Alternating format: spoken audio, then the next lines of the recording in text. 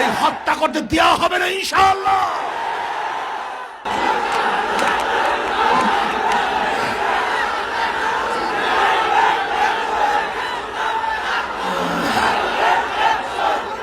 আবারও বাংলাদেশের বুকে অকাতরে শহীদ হয়েছে আমার রিপোর্ট অনুযায়ী পর্যন্ত 7 জন আহত। আমি সরকারকে প্রশ্ন করতে চাই, আজকে পুলিশের কাছে যে হাতিয়ার দিয়েছিলেন বিশৃঙ্খলাকে বন্ধ করার জন্য, তাদের দ্বারাই যদি সেই গুলি দেওয়া হয়, হত্যা করা হয়, আপনাদের ধারণা কি এই বন্দুক যদি জনগণের কাছে থাকতো,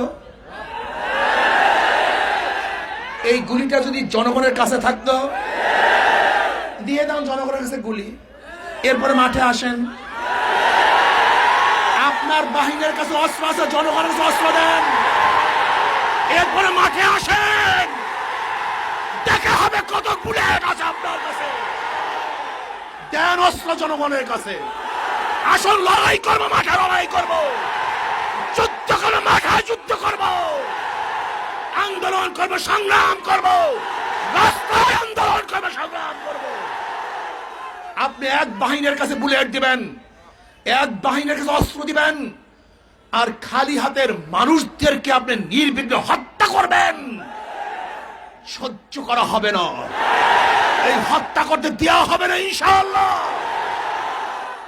কাজে জনগণ, তোমাদের ঐক্য হতে হবে, তোমাদের নিজেদের জীবনের মায়া তোমাদের নিজেদেরকে করতে হবে, তোমাদের আত্মরক্ষার ব্যবস্থা নিজেদেরকে করতে হবে।